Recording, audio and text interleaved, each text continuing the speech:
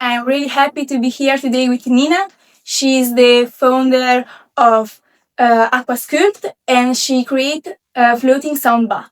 Could you guide us through a floating sound bath? What happens during the session? So I can't give you too much because we've obviously got to protect our IP, but guests will arrive. We welcome guests. We have a big focus on community. So introducing people that we know, regulars to our new customers, and just letting the community connect with one another.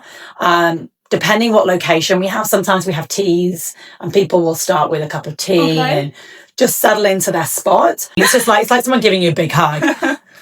And then we'll start a session with explaining a little bit about what a sound bath is and the benefits, because a lot of people are quite new to sound baths and it is quite a new experience anyway.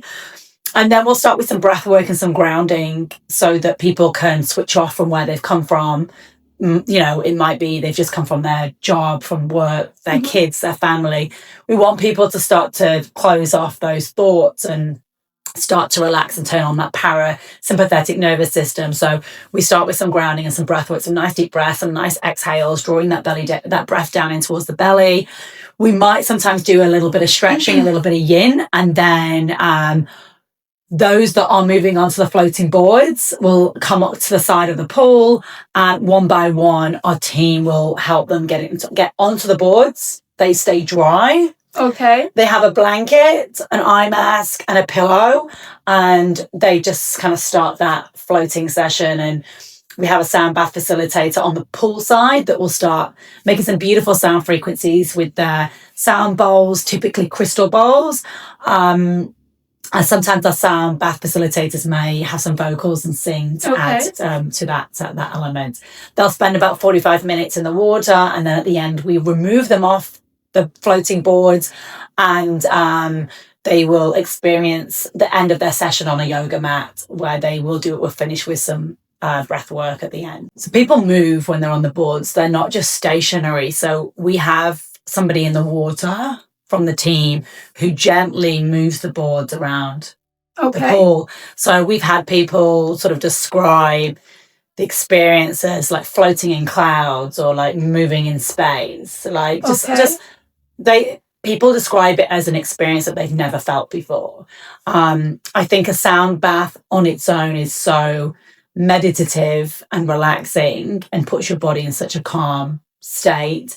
Adding the floating sensation, the physical body can fully relax and feel weightless, and the additional effects of the water being a conductor of sound and those vibrations are sort of coming through the water. Yeah, so it's we get a lot of people reporting that they sleep. How do you choose the sound for the session? Is there a meaning behind each one? I don't choose the sound myself. The sound bath facilitator chooses the sound. So that's not something that obviously I partner with them, we discuss it, but I let the sound bath facilitators do their style and what they're comfortable with. What makes Beth unique as a sound healer? How do your style work together? So Beth is a very amazing sound bath facilitator. She's quite well known in the sound bath world. She not only is amazing at making those sound frequencies with the sound bowls, but she also has other musical instruments that she uses, but she also uses her voice. Okay. So I have worked with a number of sound bath facilitators now, and I think what makes Beth stand out is her vocals, and that she can really bring the frequencies and the experience to life even more with her vocals. Like once she starts to sing on top of the sounds that she's making with the sound bowls, it's really quite magical, and not everybody can do that. We work really well together because we're very different. We're a little bit unique. We're like yin and yang. She's very calming. She has a very calming nature, and she's always smiling, always positive. I'm a little bit more hectic, and I'm always on the go.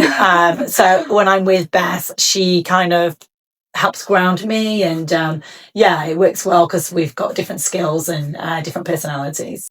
What's the most magical moment for you during a float sound bath? I think at the end. Okay. We get a lot of people who have never done a sound bath before, and we obviously most people have never done a floating sound bath.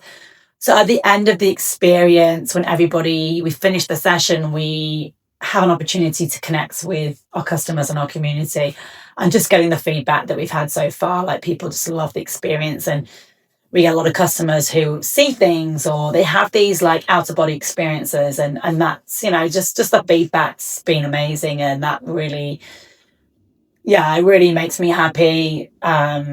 Makes me smile just knowing that they've been able to like fully switch off and recharge and reset themselves during one of our experiences. Thank you so much, Nina, for this lovely conversation.